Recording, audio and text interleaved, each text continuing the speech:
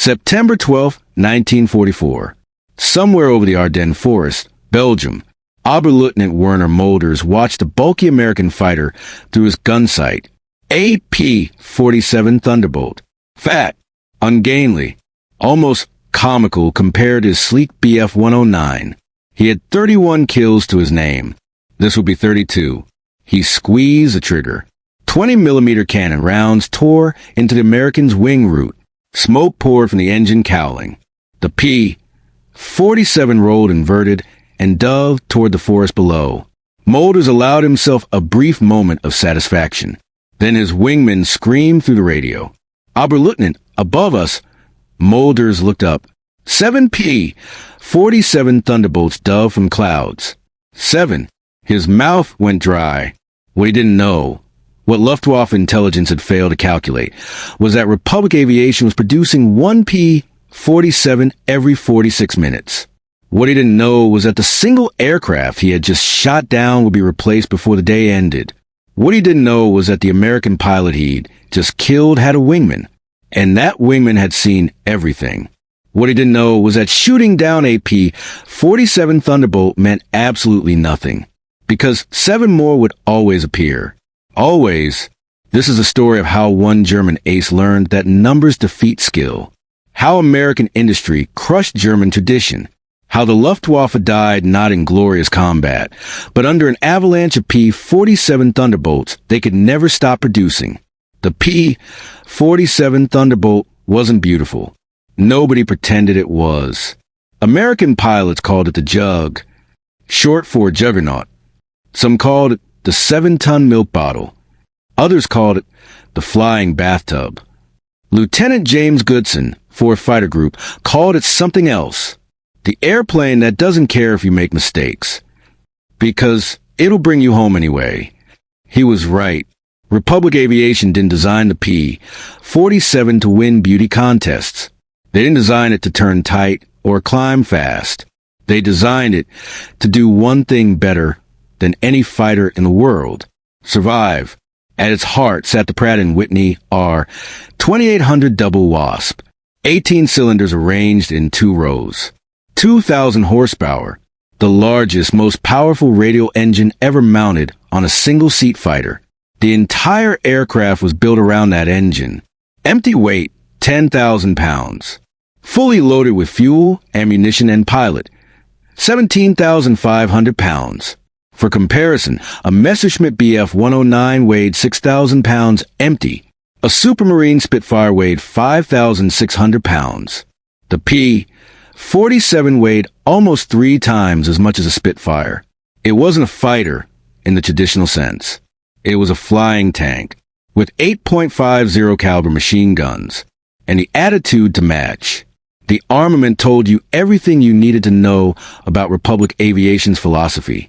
8 Browning M2.50 caliber machine guns, mounted in each wing. Total ammunition capacity, 3,400 rounds. 425 rounds per gun. Rate of fire, 800 rounds per minute per gun. When all 8 guns fired simultaneously, the P-47 delivered 100 pounds of lead per second downrange. German pilots who survived attacks described it as flying into a wall of steel. They weren't exaggerating, but the guns were just the beginning. The P-47 could carry ordnance, serious ordnance, up to 2,500 pounds of bombs mounted externally, or 10 5-inch high-velocity aircraft rockets, or 3 500-pound bombs plus 6 rockets, or 2 1,000-pound bombs. The wing pylons that originally carried drop tanks could carry almost anything. Republic Aviation had created something unprecedented in fighter design. An aircraft that could dogfight enemy fighters at 25,000 feet in the morning, dive-bomb German tanks at noon, strafe trains and trucks in the afternoon, and escort heavy bombers home in the evening. All in the same mission. All in the same day. Werner Mölders didn't think about any of this as 7 P-47s dove toward his formation. He thought about survival. Break right. His flight scattered. 6 Bf-109s braking in different directions. Standard defensive maneuver. Force the attackers to choose individual targets. split their attention. It worked against most Allied fighters. It didn't work against 7 P-47s flown by pilots who had practiced this exact scenario 50 times. The lead P-47, piloted by Captain Robert S. Johnson, selected his target, Mölders' wingman, Lieutenant Klaus Weber, 23 years old, 17 kills, 3 months in combat. Johnson didn't know any of that, didn't care. He centered Weber's Bf-109 in his gun sight. Half-second burst, 8 machine guns firing. Convergence point, 300 yards, 100 pounds of lead per second. The Bf-109's tail section disintegrated. The control surfaces tore away. The aircraft tumbled. Weber tried to bail out. The centrifugal force pinned him in the cockpit. The Bf-109 hit the ground 8 seconds later. No parachute. Johnson didn't watch. He was already selecting his next target. Mölders rolled hard left in dove. Full throttle. Standard evasive maneuver. The Bf-109 could outdive most Allied fighters. Most, not the P-47. Captain David Schilling followed Mölders down. The P-47 accelerated in the dive like a stone. 450 miles per hour, 480 miles per hour, 500 miles per hour, 520 miles per hour. Mölders' airspeed indicator showed 420 miles per hour. Maximum safe dive speed for the Bf-109. He couldn't go faster without risking structural failure. The wings would fold. The airframe would break apart. He'd done the training. He knew the limits. The P-47 didn't have limits. Or if it did, they were far beyond anything Mölders could reach. Schilling closed the distance. 500 yards. 400 yards, 300 yards. Mölders pulled out of the dive at 8,000 feet. Maximum G-force. His vision grayed at the edges. His muscles strained against the pressure. The Bf-109 shuddered, leveled out. Schilling fired from 300 yards. Still in the dive, still accelerating. Tracer rounds walked up Mölders' fuselage. His canopy shattered. Glass fragments tore into his face and neck. His instrument panel exploded. A round struck his left shoulder. The impact felt like being hit with a sledgehammer. He screamed. Couldn't help it. The Bf-109 shuddered again. Something was wrong with the controls. The stick felt loose. Mushy. Hydraulics gone. Cable damage. Didn't matter which. Time to leave. Mölders reached for the canopy release with his left hand. His left arm wouldn't respond. Wouldn't move. He looked down. His entire left shoulder was dark with blood. His flight suit was soaked. He used his right hand. Found the canopy release. Pulled. The canopy flew off into the slipstream. Wind toward his face. 200 miles per hour of freezing air. He couldn't breathe. He rolled the aircraft inverted. Let gravity do the work. Fell out. Tumbled. Sky. Ground. Sky. Ground. He pulled the ripcord with his good arm. The parachute deployed. The opening shock nearly dislocated his right shoulder. He bit back another scream. Watched his Bf-109 auger into a field below. Burning. Black smoke rising. Above him, 6 more P-47s circled. Waiting. Making sure he was out. Making sure he wasn't a threat. Then they formed up, climbed back to altitude, continued their mission. As if nothing had happened, as if his entire fighter wing had been nothing more than a minor inconvenience. Mölders landed in a field near the Belgian border. French resistance fighters found him within an hour.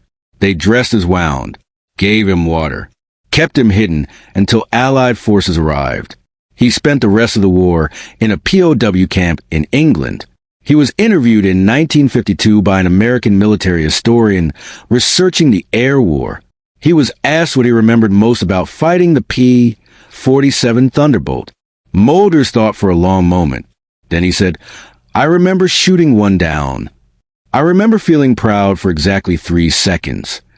Then I remember looking up and seeing 7 more diving toward me.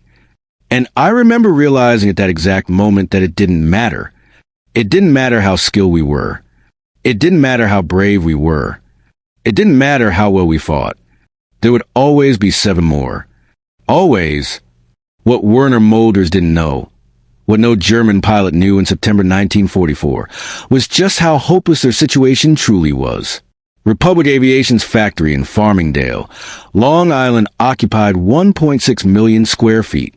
By 1943, it employed 23,000 workers, 3 shifts, 24 hours a day, 7 days a week.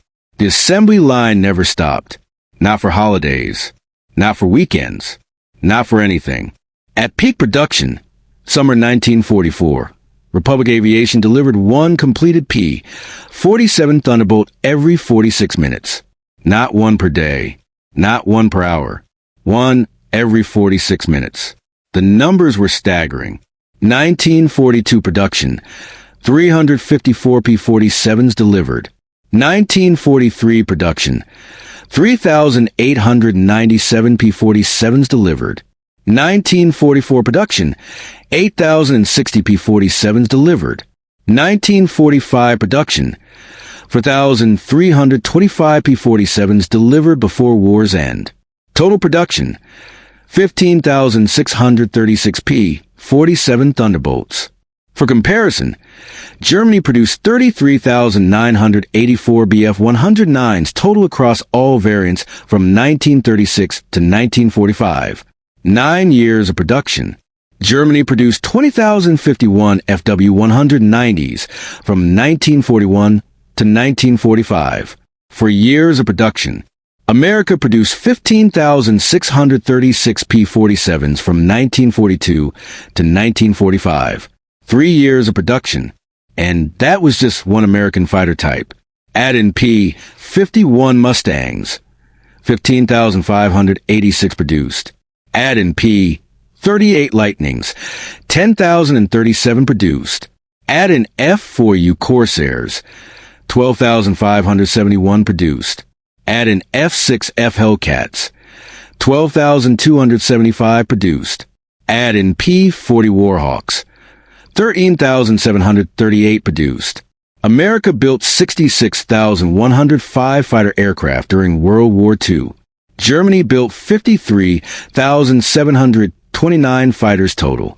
And German factories were being bombed daily. American factories were not. The mathematics weren't just favorable for America. They were overwhelming, crushing, inevitable. Reichsmarshal Hermann Göring understood what was coming. He understood it earlier than most. May 1943. Intelligence reports landed on his desk. Captured American documents showed production schedules. Photographs from neutral sources showed the factories. Reconnaissance flights by long-range FW-200 Condors had photographed American ports.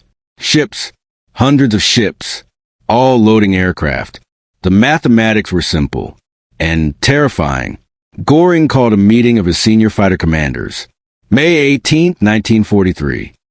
Hall, his estate north of Berlin. General Lieutenant Adolf Galland attended. Commander of Fighter Forces. Oberst Johannes Steinhoff attended. One of Germany's top aces. Major Gunther Rall attended. Third highest scoring ace in the Luftwaffe. Göring showed them the documents. American production schedules. Factory capacity reports. Delivery timelines.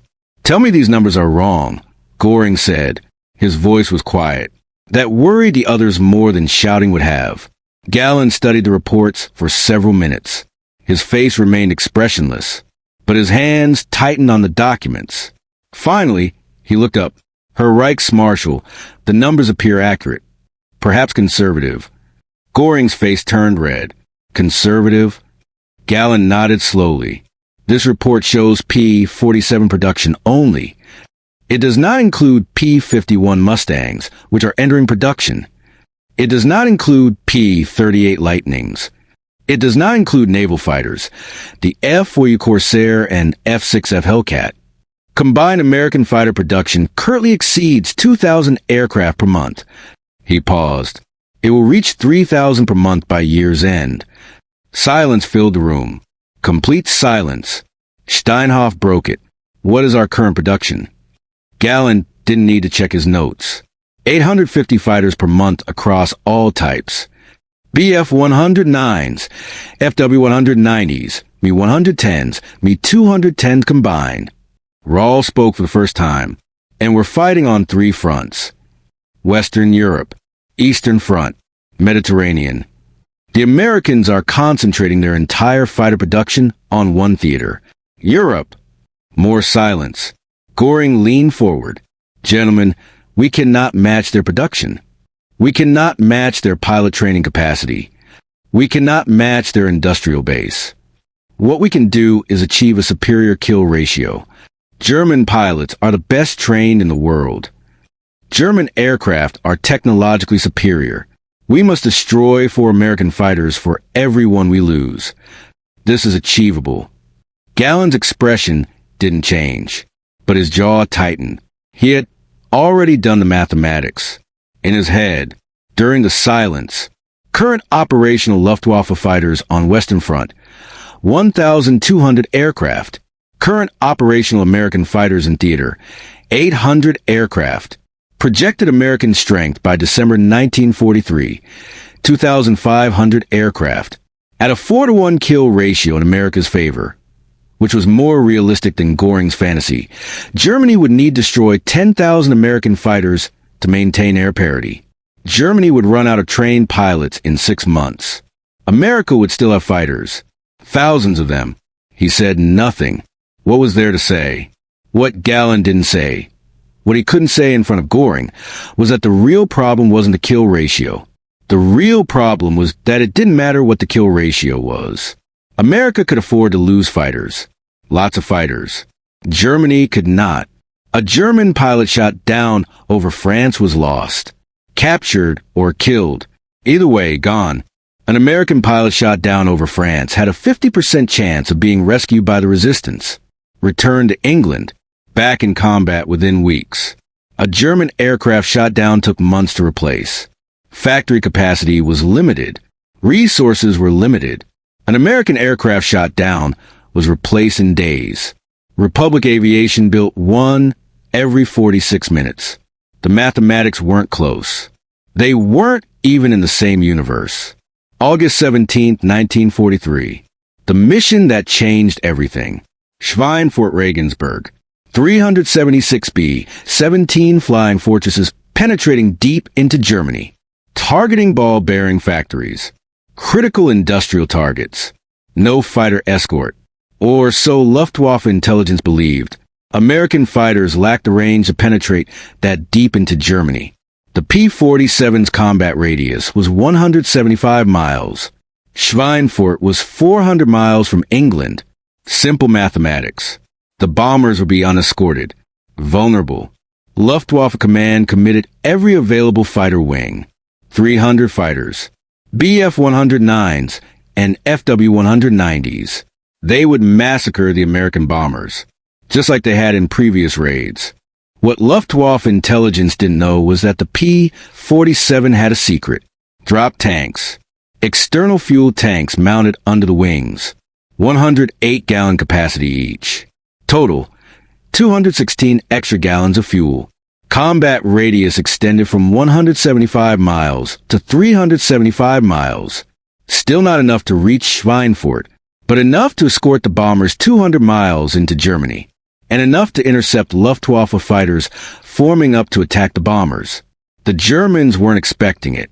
Hauptmann Heinz Nokled 3/JG-11 that morning. 24 Bf-109s. Experienced pilots. Good aircraft. Clear weather. Perfect conditions. His orders were standard. Climb above the bomber stream. Dive through high speed. Target the lead aircraft. Knock out the lead bombardier. Disrupt the formation. Break away before defensive gunfire could track you. Climb back up. Repeat. They'd done it dozens of times. It worked. His radar operator called contacts at 0910 hours. Large formation, 25,000 feet, heading east. Estimated 300-plus bombers. Noke acknowledged. All aircraft climb to 28,000 feet. Form up on me. We'll hit them from the sun. His fighters climbed. 2,000 feet per minute. The Bf-109 climbed well. Better than most Allied fighters. They reached 28,000 feet at 0923 hours. Perfect attack position. Above the bombers. Behind them. Sun at their backs. Noke prepared to give the attack order. Then the radio exploded. Thunderbolts. High and behind. Noke's head snapped around. Looked up. Looked back. 48 P-47 Thunderbolts dove from 32,000 feet. 48. Colonel Hubert Zemke's 56th Fighter Group. They had been there the entire time. Waiting. For 1,000 feet above the Bf-109s. Invisible against the bright sky. Now they attacked. What happened next entered Luftwaffe records as the Wolf Pack Massacre. The name was German. Bitter. Accurate. The P-47s didn't dogfight. They didn't turn. They didn't climb. They used their primary advantage. Speed in the dive. Pure, overwhelming, unstoppable speed. A P-47 Thunderbolt at 32,000 feet, fully loaded, beginning a dive, could reach 550 miles per hour. Terminal velocity for the aircraft was higher, but pilots were trained to limit dives to 550 miles per hour. Control authority degraded above that speed. But 550 miles per hour was more than enough. A Messerschmitt Bf-109G at 28,000 feet in level flight maximum speed. 385 miles per hour. Maximum dive speed. 435 miles per hour before structural concerns. The Germans couldn't run. They couldn't climb. The P-47s were already above them. They had two choices. Turn and fight. Or die. Most tried to turn and fight. They died anyway. Lieutenant Colonel Francis Gabby Gabreski led the first attack. 27 kills to his credit. Soon to be 28. He picked a Bf-109 at the edge of Noke's formation. Lieutenant Hans Weber. Weber never saw him coming. Gabreski closed to 400 yards. Centered the Bf-109 in his gun sight. Half-second burst. 8 machine guns firing. Convergence point set for 300 yards. At 400 yards, the spread was wider. Didn't matter. Enough rounds hit. The Bf-109's engine exploded. Coolant sprayed. Smoke poured. Weber reacted immediately. Jettisoned his canopy. Released his harness. Rolled inverted. Fell clear. Parachute deployed. He survived. Gabreski didn't pursue. Target destroyed. Pilot safely out. Next target. Major David Schilling targeted a Bf-109 attempting to dive away. Oberleutnant Friedrich Meyer. Meyer had the right idea. Dive away. Don't try to fight. Just run. But he wasn't fast enough. Schilling's P-47 dove faster. Much faster. Closed to 200 yards. Fired. 2-second burst this time. The Bf-109's tail section separated from the fuselage. Complete structural failure. The aircraft tumbled. Meyer tried to bail. The centrifugal force pinned him. He couldn't reach the harness release. Couldn't move his arms. The Bf-109 hit the ground 12 seconds later. No parachute. Schilling felt nothing. Next target. Captain Robert S.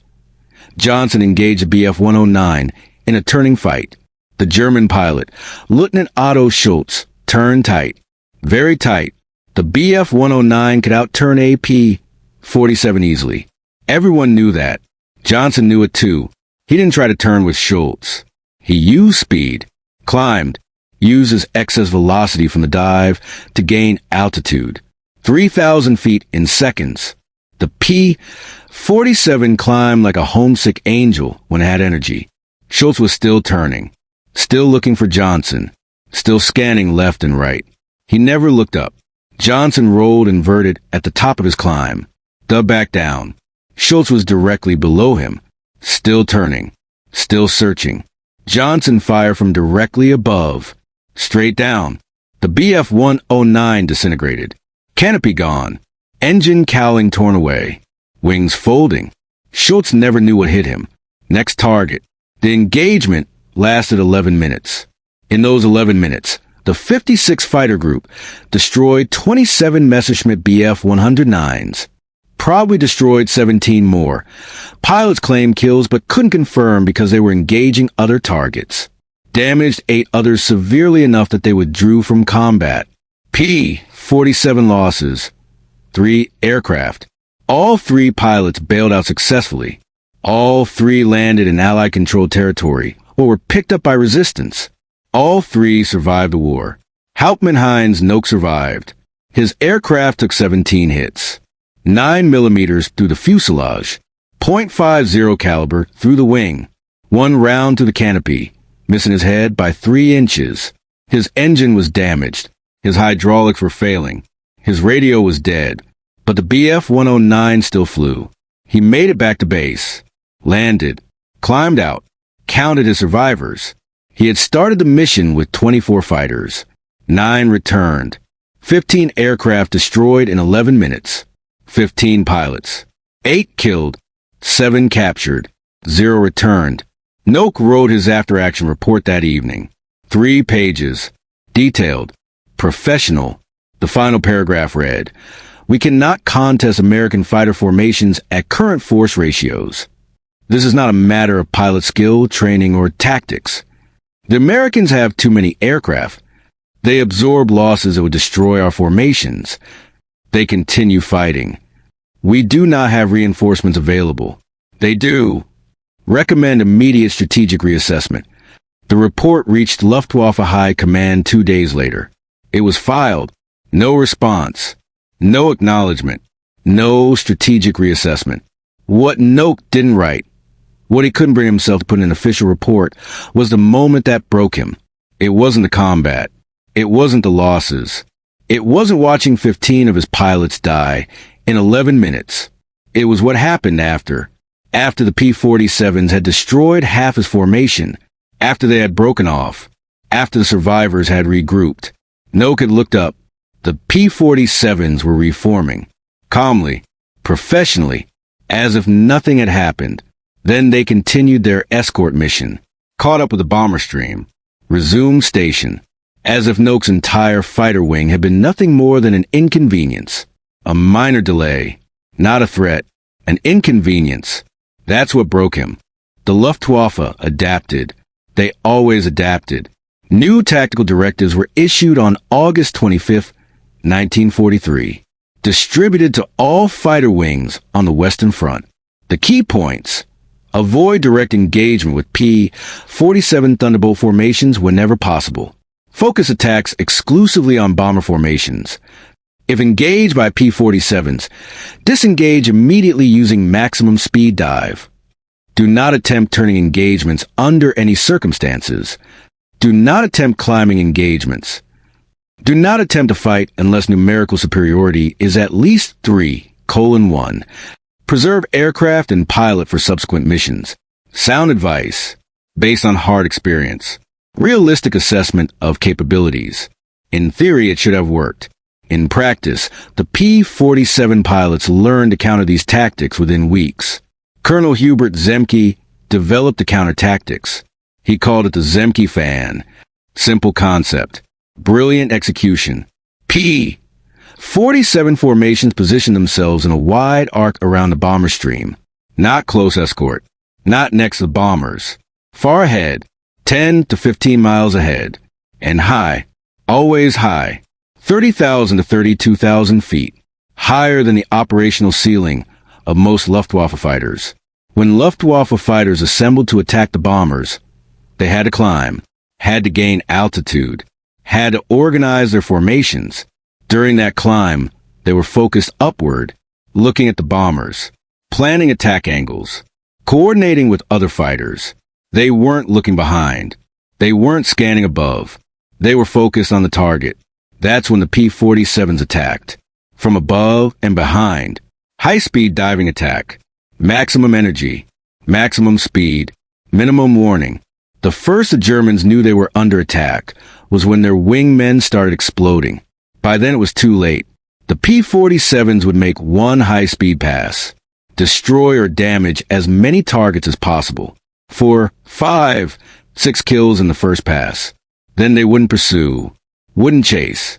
They'd climb back to altitude. Reform. Wait. When the next German formation assembled, they'd do it again. And again. And again. The mathematics were devastating for the Luftwaffe.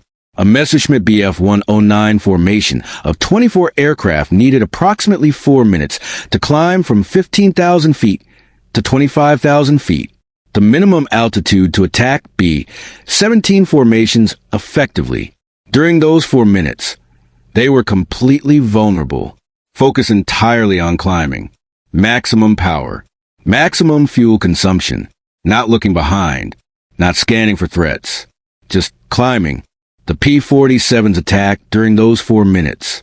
Every time, German fighter losses before even reaching the bombers, 15 to 20%. That meant that out of 24 fighters, 3 or 4 would be shot down before they even got close to the bombers. Then losses during actual bomber attacks, 10 to 15%. Bombers are defensive guns. Lots of defensive guns. B-17s flew in tight formations, mutually supporting fire. 2 or 3 more fighters lost. Then losses during egress, 5 to 10%. P-47s waiting on the withdrawal route, 1 or 2 more fighters. Total losses per mission, 30 to 45%. Out of 24 fighters, 10 or 11 wouldn't come home. Every mission, every single mission. The Luftwaffe was bleeding out. December 1943. General Lieutenant Adolf Galland requested a meeting with Göring. Urgent. Critical. Göring agreed. They met at Karen Hall on December 18th. Galland brought documents, loss reports, production figures, pilot training statistics, replacement rates. He laid them all out on Göring's desk. Herr Reichsmarschall, we are losing this war. Göring's face darkened. Explain. Galland pointed to the first document. We are losing 120 fighters per week on the Western Front. We are receiving 90 replacement aircraft per week. Net loss, 30 aircraft per week. He pointed to the second document. We are losing 80 pilots per week killed or captured. We are receiving 45 replacement pilots per week from training schools. Net loss, 35 pilots per week. He pointed to the third document. The Americans are losing 40 fighters per week on the Western Front. They are receiving 200 replacement aircraft per week. Net gain, 160 aircraft per week. Fourth document. The Americans are losing 25 pilots per week killed or captured. They are receiving 150 replacement pilots per week from training. Net gain, 125 pilots per week. Silence. Complete silence. Göring stared at the numbers. His face had gone pale. These figures cannot be sustained. Galland nodded. Correct, Herr Reichsmarschall. We cannot sustain them. The Americans can. More silence. Göring finally spoke. What do you recommend? Galland had been waiting for this question. We need better aircraft. The Me-262 jet must be prioritized. The Ta-152 high-altitude interceptor must enter production immediately. We need to withdraw fighters from the Eastern Front. We need to triple training school output. And we need to stop the American bomber offensive. We must destroy their ability to produce aircraft. Göring shook his head. The Me-262 is not ready. Hitler wants it as a bomber. The Ta-152 won't be ready until late 1944. We cannot withdraw from the Eastern Front. Stalin is advancing. We cannot triple training output. We lack fuel and aircraft. And we cannot stop the American bombers.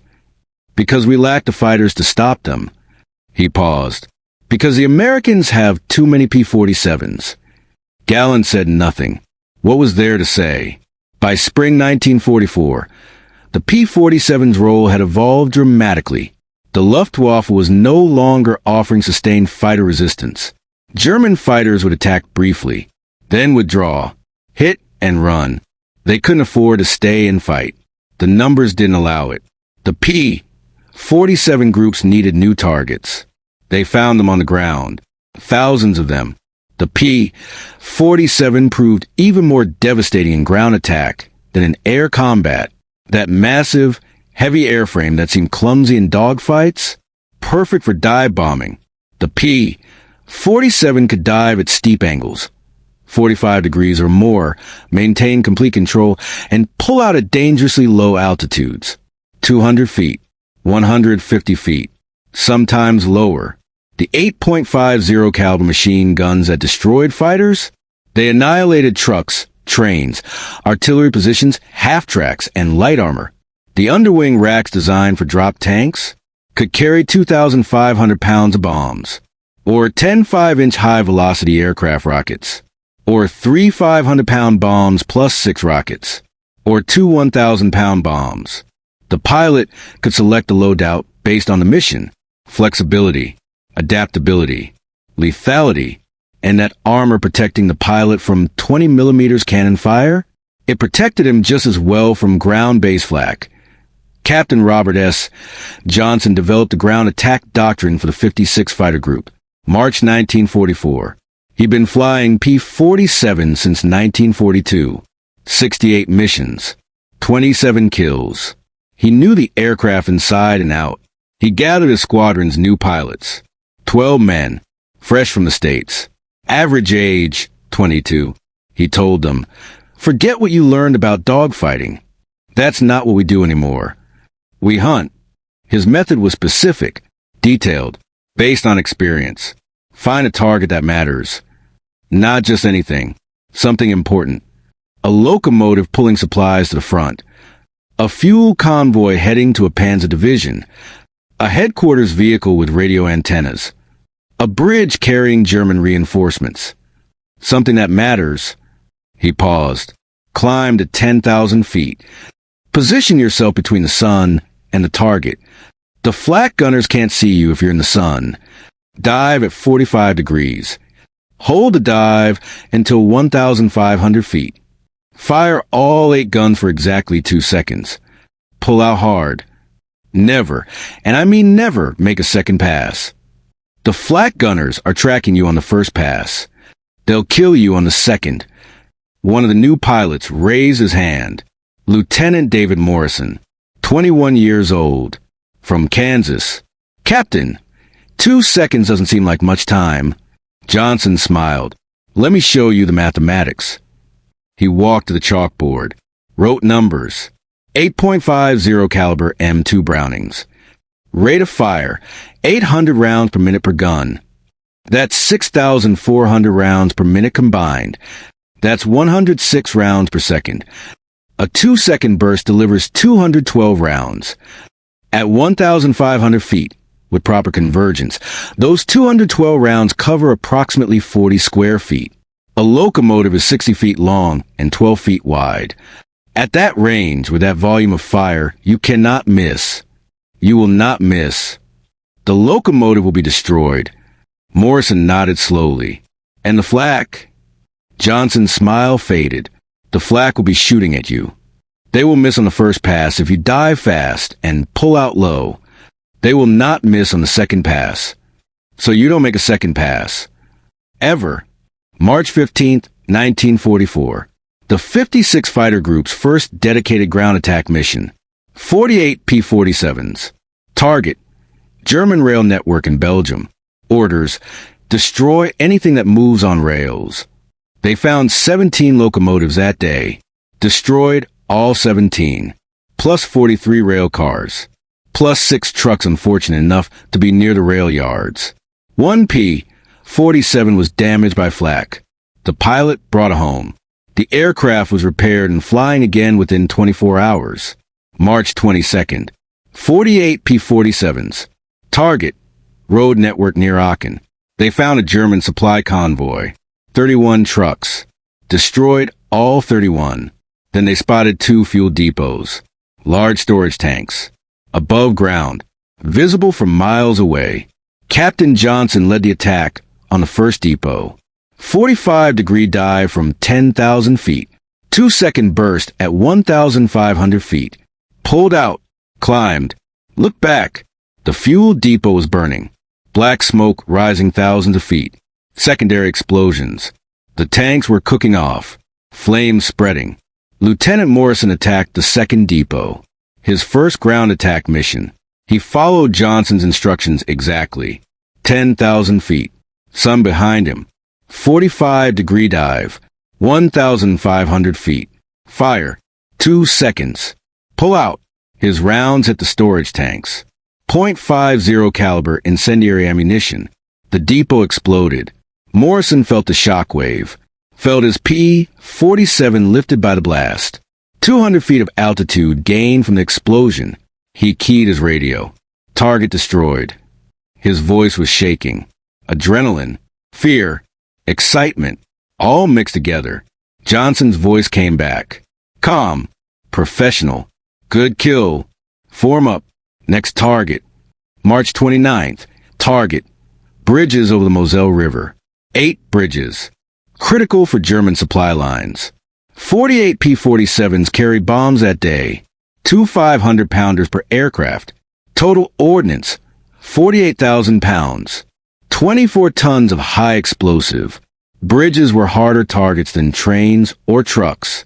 Smaller, stationary, required precision. The P-47 pilots had practiced. Dive bombing accuracy had improved dramatically. The first flight attacked the northernmost bridge. 12 P-47s. They dove in pairs. 45-degree angle. Released at 2,000 feet. Bombs away. Pull out. 8 direct hits. The bridge's center span collapsed into the river. Next bridge. By end of day, 8 bridges attacked. 5 destroyed completely. 3 damaged severely. German engineers would need weeks to repair them. Weeks without supply convoys crossing the Moselle. Weeks without reinforcements reaching the front. All from one mission. 48 P-47s. 96 bombs. 2 hours of flying. April 5th, 1944. The mission that made headlines. Not in newspapers. Operational security prevented that. But in every fighter group in England, the 56th Fighter Group found a complete German supply column, moving in daylight. Desperate, the German commanders knew the risks, but their forward units were out of fuel, out of ammunition, out of food. They had no choice. They had to resupply in daylight. The column consisted of approximately 200 vehicles, trucks mostly, some half-tracks, a few armored cars, moving on a road through open farmland. No cover, no concealment, perfect target. Colonel Zemke saw them first. He was leading a 4-plane flight at 15,000 feet, routine patrol, looking for targets of opportunity. He saw the column from 10 miles away, a line of vehicles stretching for 3 miles. He keyed his radio. All Wolfpack flights, this is Zemke. I have a target. Big target. Coordinates follow. Within 15 minutes, 48 P-47s converged on the area. 12 flights of 4 aircraft each. Zemke organized them quickly. Flights 1 through 6, you have the head of the column. Flights 7 through 12, you have the tail. We'll work toward the middle. They can't escape forward or backward. Standard attacks. Dive, fire, climb, repeat. Watch for flak. Execute. The attack lasted 23 minutes. In those 23 minutes, the 56th Fighter Group destroyed an entire German supply column. Estimate: 200 vehicles destroyed. Confirmed by gun camera footage: 187 vehicles. Plus 3 flak positions. Plus 2 motorcycles. Plus 1 staff car with German officers who made the mistake of trying to escape across an open field. P-47 losses: 0. Damage: 3 aircraft took minor flak hits. All 3 returned to base. All 3 were repaired within 48 hours. Lieutenant Morrison flew in that mission, his 4th ground attack sortie. He destroyed 6 trucks personally, confirmed by his gun camera. When he landed, his crew chief counted the ammunition. Morrison had fired 1,200 rounds. Out of 3,400, he'd been conservative, disciplined, 2-second bursts, just like Johnson had taught him. His crew chief grinned. "Lieutenant, you're getting good at this." Morrison didn't smile back. He was thinking about the German soldiers in those trucks, the ones he'd just killed. He didn't feel good about it, but he understood it was necessary. The faster supply lines were cut, the faster the war would end. The faster the war ended, the fewer people would die. It was mathematics. Cold, Brutal. Necessary. Technical Sergeant James R. Wells maintained AP-47D nickname Bonnie. Tail number 42 to 26,641. He'd been her crew chief since she arrived in England in October 1943. She'd flown 87 combat missions by May 1944. 87 missions. Wells kept detailed records. Personal records. Not official. Just his own. He wanted to know. Wanted to document what this aircraft could survive. Bonnie had been damaged 23 times in combat. Cannon fire, 11 times. 20 millimeters rounds punching through the fuselage, wings, tail. Machine gun hits. Wells stopped counting after 300 individual bullet holes. Flak damage, 12 times. Shrapnel tears in the wings and fuselage. She never failed to bring her pilot home. Not once. Not ever. Once, she returned with 3 cylinders completely shot off the R-2800 engine. Wells stared at the damage for 5 minutes. Couldn't believe what he was seeing. 3 cylinders gone. Just gone. Blown off by 20 millimeters cannon fire. The engine had kept running. The pilot, Captain James Maitland, hadn't even realized anything was wrong. He'd noticed slightly rough running during the flight home. That was all. Slightly rough. Wells shook his head. Any other engine would have seized immediately. Any other aircraft would have gone down. The P-47 just kept flying. Once, she landed with 18 inches of her left wing missing. A direct flak hit had blown off the wingtip. 18 inches. Gone. Captain Maitland reported slightly heavy on the controls. That was his only comment. Slightly heavy. Wells asked him if he considered bailing out. Maitland looked confused. Why would I bail out? The aircraft was still flying. Wells had no response to that. Once. And this was the one that Wells would remember for the rest of his life. She came back with a 2-foot hole in the fuselage, right behind the cockpit, dead center. A 20 millimeters cannon round had punched completely through the fuselage skin. Both sides. Entry hole, 2 feet diameter. Exit hole, slightly smaller. The round had hit the armor plate behind the pilot's seat. The 3/4-inch steel plate had stopped it. Dead. The round was embedded in the armor. Hadn't penetrated. Wells measured the distance from the armor plate to the back of the pilot's seat. 6 inches. 6 inches between Captain Maitland and death. The armor had saved his life. Wells repaired Bonnie every time. Every single time. Usually within 48 hours. 72 hours maximum for major damage. He had a system. Assess damage. Order parts. Fabricate what couldn't be ordered. Patch what could be patched.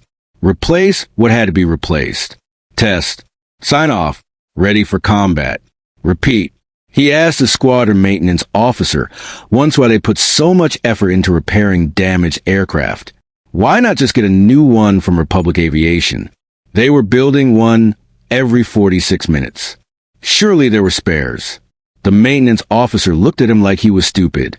Sergeant, do you know how long it takes to get a new aircraft from the States? Minimum 3 weeks. Do you know how long it takes you to repair Bonnie? 2 days. Do you know how many missions Bonnie can fly in 3 weeks?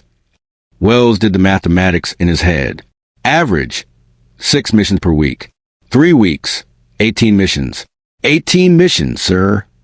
18 missions, the officer repeated. 18 opportunities to destroy German targets. 18 opportunities to support the bombers. 18 opportunities to bring our pilot home alive. That's why we repair instead of replace. Wells never asked again. What Wells didn't know, what none of the ground crew knew, was that Bonnie wasn't special. Every P-47 was built like Bonnie. Every P-47 absorbed punishment. Every P-47 brought pilots home. The armor worked. The engine was nearly indestructible. The airframe was overbuilt. Everything about the P-47 was designed for survival. And it worked. June 6, 1944. D-Day. Operation Overlord. The invasion of Normandy. The largest amphibious invasion in history. 5,000 ships. 11,000 aircraft. 156,000 troops landing on the first day, and above it all, providing air cover with a P-47 Thunderbolts. 1,300 of them, more than any other aircraft type. Their mission was simple: total air superiority over the landing beaches. The orders were even simpler. Nothing flies but us. Oberst Joseph Pips Priller commanded Jägerschwader 26, one of the Luftwaffe's most experienced and decorated fighter wings. 125 kills. 2 years on the Western Front. Survived when most others had died. On June 5, 1944, he commanded a Ghost. JG-26 nominally had 124 aircraft on paper. In reality, he had 11 operational fighters. 11. The rest were destroyed, damaged beyond repair, or dispersed to bases throughout France, awaiting parts that would never arrive, awaiting pilots who were dead. On the morning of June 6th, Priller was at his forward airfield near Lille.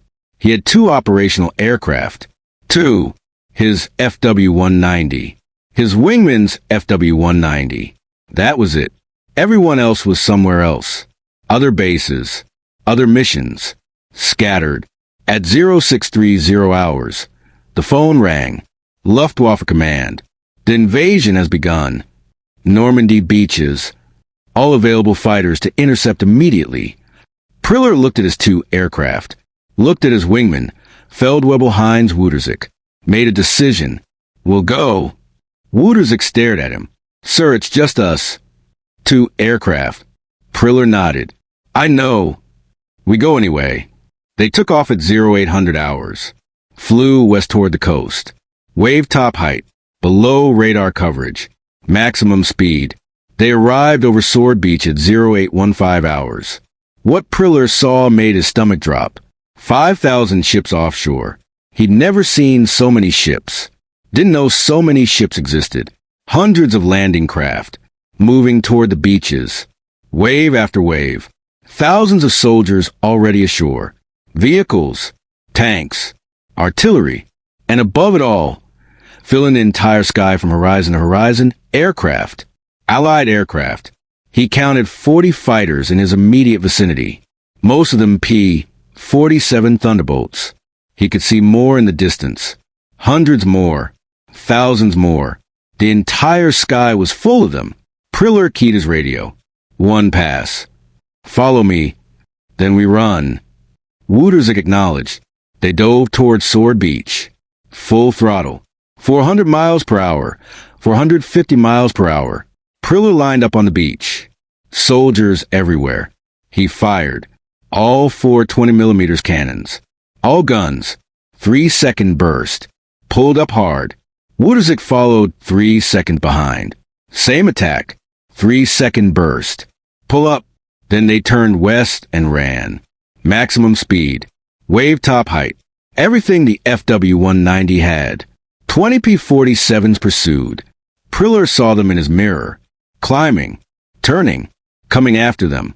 His airspeed indicator showed 420 miles per hour. Maximum speed for the FW-190 at sea level. He pushed the throttle past the red line. His engine temperature gauge climbed. Didn't care. He needed every mile per hour. The P-47s were gaining. Slowly, but gaining. His engine screamed. Temperature gauge in the red. Oil pressure fluctuating. Keep going. Just keep going. Wuderzik's voice came through the radio. Calm. Professional. They're breaking off. Priller glanced back. The P-47s had turned back toward the beaches. They had more important missions. More important targets. 2 FW-190s running for their lives weren't worth pursuing. Priller and Wuderzik landed at their base 22 minutes later. Priller climbed out his cockpit. His hands were shaking. His flight suit was soaked with sweat. His mechanic ran up. Her Oberst, any damage? Priller looked at him for a long moment, then said, It doesn't matter. None of it matters. We cannot contest the invasion. There are too many of them. He walked away, didn't look back. His after-action report reached Luftwaffe High Command that evening. 1 sentence. Just one. JG-26s unable to provide meaningful resistance over the invasion beaches due to insufficient aircraft and overwhelming enemy air superiority. That was all. No tactical analysis. No recommendations. No request for reinforcements. No suggestions for future operations. Just a simple statement of fact. The Luftwaffe had lost the Battle of Normandy before it even began. The P-47s had won before the first shot was fired, by simply being there. In numbers the Germans could never match. For the next 6 weeks, P-47 Thunderbolts owned the skies over Normandy. German fighters appeared occasionally, very occasionally. When they did, they were outnumbered 10-1. Minimum, sometimes 20-1. They'd make one pass at the bombers or ground attack aircraft, then run, full throttle, diving, fleeing. The P-47 groups didn't chase them, didn't need to. The Germans were irrelevant. The P-47s transitioned almost entirely to ground attack. Close air support for ground forces, armed reconnaissance, interdiction. They hunted German armor, attempting to reach the front lines. They destroyed supply convoys. They obliterated communication centers. They targeted individual vehicles, individual buildings, individual gun positions. They made daylight movement impossible for German forces. Completely impossible. General Erwin Rommel commanded Army Group B in Normandy. He was Germany's most experienced field commander, North Africa veteran, France 1940 veteran, respected by his enemies, feared by his opponents. He understood mobile warfare better than almost anyone alive, and he understood that he was losing. June 27, 1944. He wrote a letter to his wife. Personal letter, not official correspondence. In it, he said, "The enemy air superiority is crushing. Absolutely crushing. We cannot move by day. Any movement draws immediate air attack. We lose a minimum of 50 vehicles daily. 50 vehicles every single day. The Thunderbolt is everywhere. Everywhere we look, there are Thunderbolts. I have requested fighter support repeatedly. None arrives. The Luftwaffe cannot help us. We are alone." 3 weeks later, July 17, 1944, Rommel was traveling between headquarters. His staff car moved on a road between Liverat and Vimetiers. Daylight. Necessary. Urgent. Dangerous. 2 P-47s from the 365th Fighter Group spotted the staff car. They were on armed reconnaissance, looking for targets. They saw a vehicle moving fast. Moving alone. Staff car. Radio antennas. High-value target. They attacked. The first P-47 made a diving pass. Strafing run. .50 caliber fire tore through the staff car. The driver was killed instantly. The car swerved off the road. Rolled. Rommel was thrown clear. Severe head injuries. Skull fracture. Unconscious. The P-47 pilots didn't know who they'd hit. Didn't matter. One less German staff car. One less target. Next mission. Rommel never returned to command. His injuries were too severe. He spent months recovering. By October, he was implicated in the July 20th plot to assassinate Hitler. Whether he was actually involved remained unclear. Hitler gave him a choice: public trial and execution, or suicide. Rommel chose suicide. October 14th, 1944. The P-47s that had attacked his staff car continued flying missions. They didn't know they'd hit Rommel. Wouldn't know for months. It didn't matter to them. They were hunting targets. Every target mattered. Every vehicle destroyed was one less vehicle supplying German forces. Every train destroyed was one less train carrying ammunition. Every bridge destroyed was one more delay in German reinforcements. Death by 1,000 cuts. The P-47s were the knife. By autumn 1944, the numbers told a complete story. A brutal story. An inevitable story. P-47 air-to-air victories. 3,752 enemy aircraft destroyed. P-47 air-to-air losses. 824 aircraft. Kill ratio, 4.6 to 1. For comparison, P-51 Mustang kill ratio, 3.7 to 1. Spitfire kill ratio, 2.3 to 1. F-4U Corsair kill ratio, 11.3 to 1, but mostly Pacific theater against Japanese aircraft. The P-47 had the second best kill ratio of any Allied fighter in the European theater. But those numbers only told part of the story. Air-to-air combat was becoming rare by late 1944. The real story was ground attack. P-47 ground attack claims, verified by gun camera footage and post-war analysis. 9,000 locomotives destroyed, 86,000 railroad cars destroyed, 68,000 trucks destroyed, 6,000 armored vehicles destroyed, tanks, tank destroyers, self-propelled guns, armored cars, thousands of artillery pieces destroyed or damaged, hundreds of bridges destroyed or damaged, countless supply dumps, fuel depots, ammunition storage facilities destroyed. The P-47 had systematically destroyed the Wehrmacht's logistics network, not through strategic bombing, not through grand operations, through daily, relentless, methodical destruction of anything that moved on German-controlled roads and rails.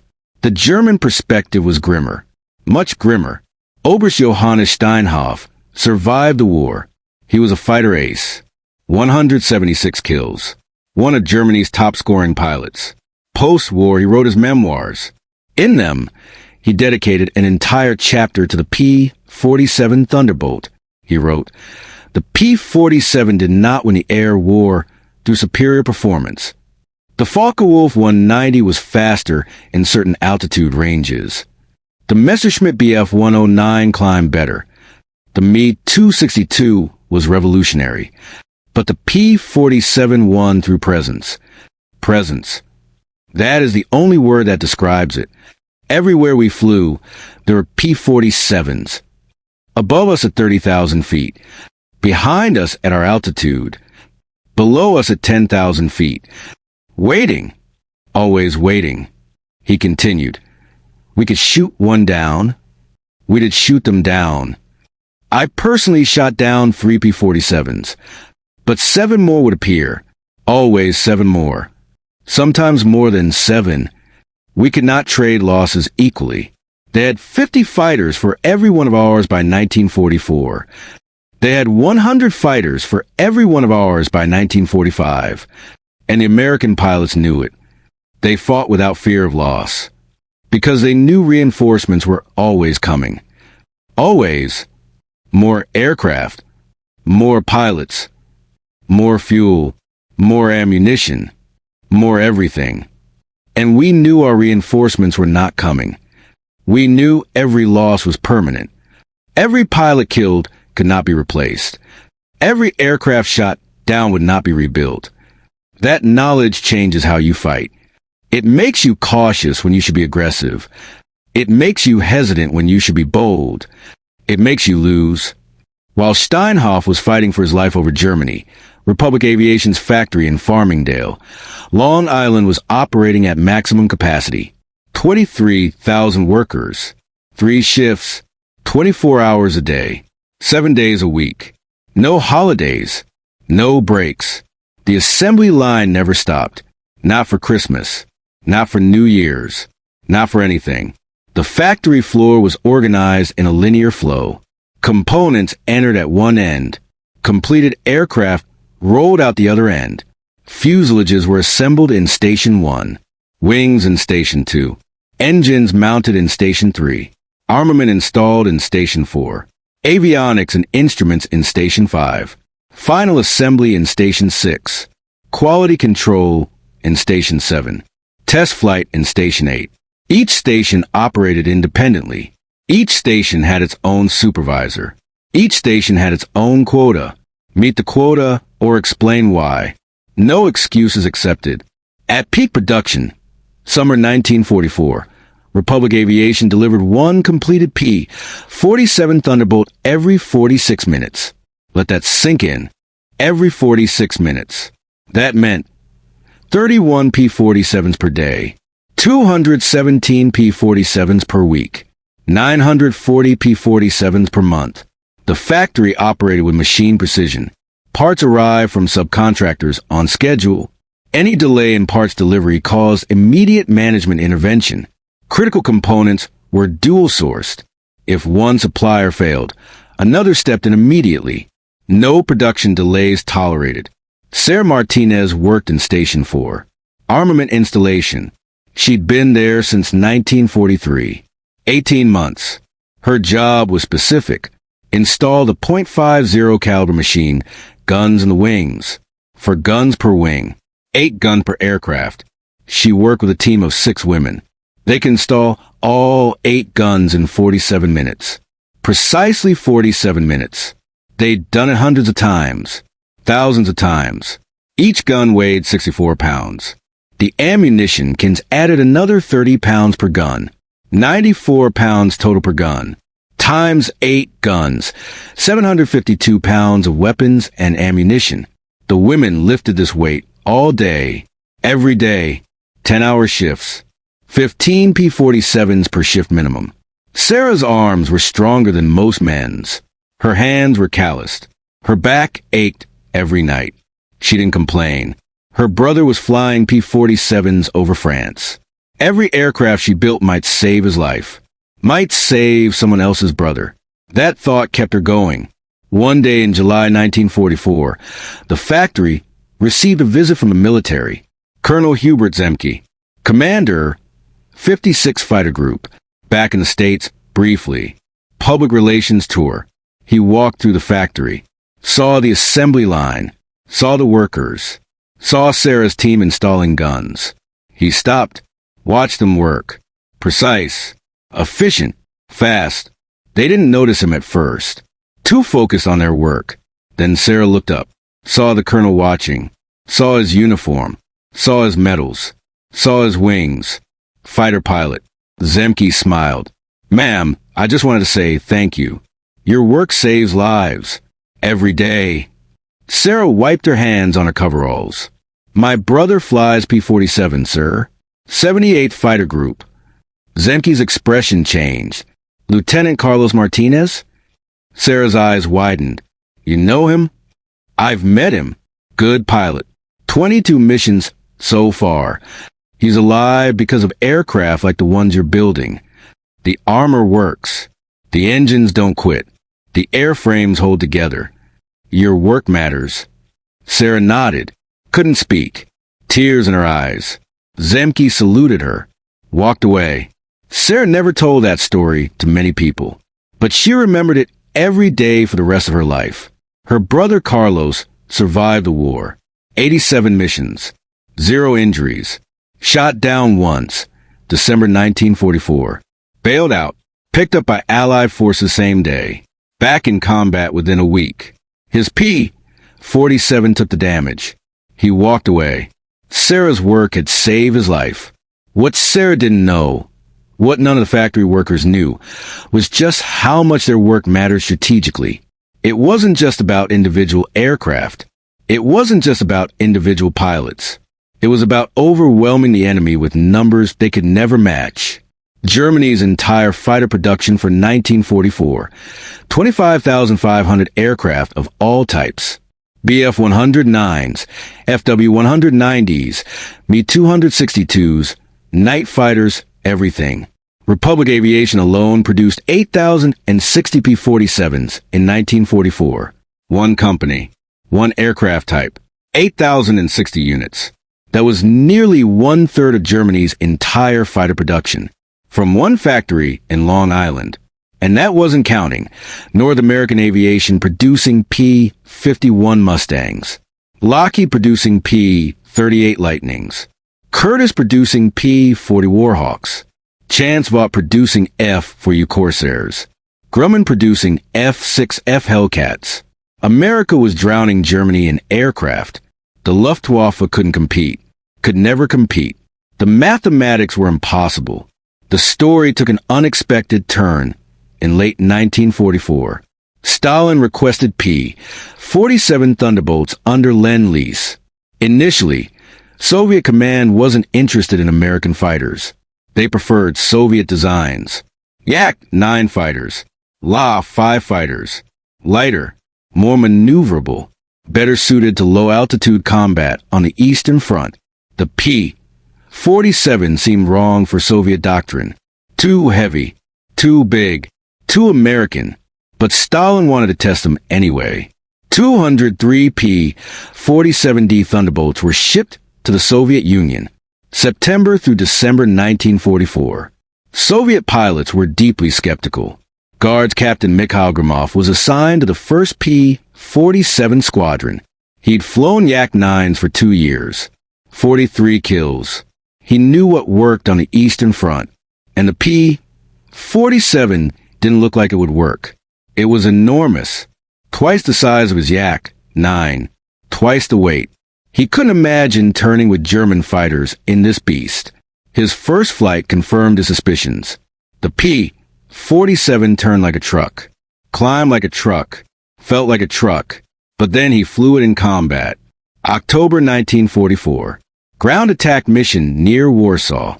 Target: German armor assembling for a counterattack. Gromov led a flight of 4 P-47s. Each carried 2 500-pound bombs. They found the German tanks in an open field. 30 tanks. Half-tracks. Support vehicles. Perfect target. Gromov dove from 10,000 feet. Releases bombs at 2,000 feet. Direct hit on a Panther tank. The tank exploded. He pulled out, climbed, looked back. His wingmen had destroyed 3 more tanks. Then the flak started.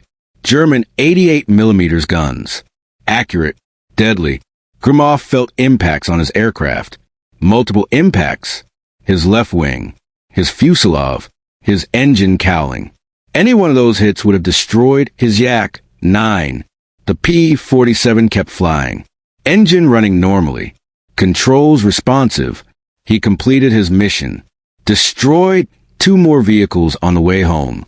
Landed at base. Climbed out. Looked at his aircraft. 17 holes. 17 separate flak hits. The armor had stopped them all. He walked around the aircraft twice. Couldn't believe it. His mechanic grinned.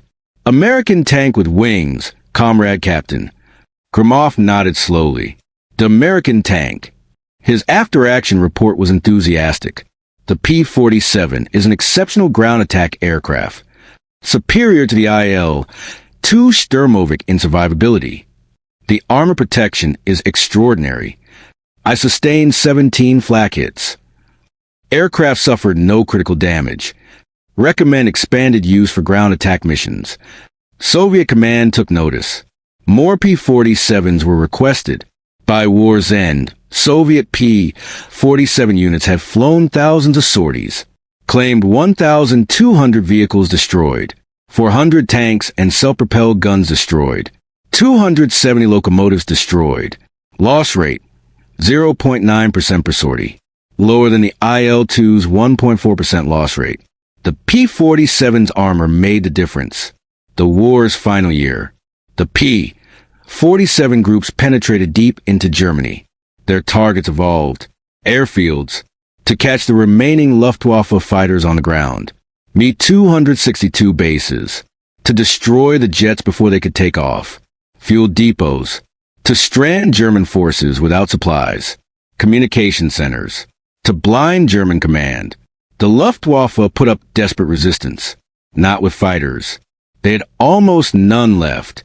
With flak, Germany deployed more anti-aircraft guns in 1945 than in any previous year. Thousands of guns, protecting every strategic target. The P-47 pilots flew through it anyway. The armor that had saved pilots in 1943 saved them in 1945. The engines that had survived battle damage in 1944 survived worse in 1945. The airframes that had absorbed punishment over France absorbed punishment over Germany.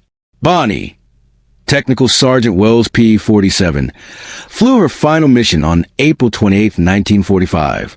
Mission 137. She'd been in continuous combat for 19 months. She'd taken damage 41 times. Cannon fire. Machine gun fire. Flak. She brought her pilot home 137 times. Every single time. When the war ended, She had 847 documented bullet holes. Wells counted them personally. 847 holes. And she was still flight-worthy. The final mission statistics told the complete story. Total P-47 Thunderbolts produced. 15,636 aircraft. Total loss in combat. 3,499 aircraft. Survival rate. 77.6%. Total missions flown. 1.9 million sorties. Total bombs dropped. 132,000 tons. Total rockets fired. 60,000 rockets. Total .50 caliber ammunition expended. 135 million rounds.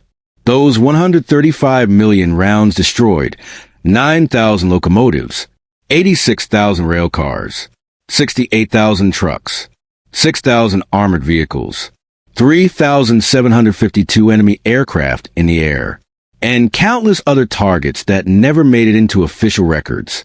Republic Aviation's factory in Farmingdale never stopped. 3 shifts, 24 hours a day, 7 days a week. From 1942 to 1945, at peak production they delivered one P-47 every 46 minutes. The Germans couldn't compete with that. They never had a chance. The mathematics were too overwhelming. The industrial capacity too great. The determination too strong. Werner Mölders, the German ace who started the story, spent the rest of his life thinking about September 12, 1944. The day he shot down a P-47. The day 7 more appeared. He gave one final interview in 1978, 3 years before his death. He was asked if he had any regrets about the war. He thought for a long moment, then said, "I regret that we didn't understand what we were fighting. We thought we were fighting American pilots. We weren't. We were fighting American industry. We were fighting factories that produce one fighter every 46 minutes. We were fighting a nation that could replace every loss 10 times over. We were fighting mathematics. And you cannot defeat mathematics with courage. You cannot defeat mathematics with skill. You cannot defeat mathematics at all." He paused. "We shot down one P-47. 7 more appeared. We shot down those 7. 30 more appeared. It never stopped. They never ran out. And we did. That's how we lost the war. Not in the sky. In the factories. They buried us in P-47s. And there was nothing we could do about it. Those 23,000 American workers who built 15,636 P-47 Thunderbolts didn't win through superior design. They didn't win through superior technology. They won because they built one aircraft every 46 minutes. For 3 years. Without stopping. Without slowing. Without failing. The P-47 Thunderbolt didn't just win air superiority. It crushed the Luftwaffe under a mountain of American industrial production that Germany could never match. One aircraft every 46 minutes. Every day. Every week. Every month. For 3 years. Until there was nothing left to fight.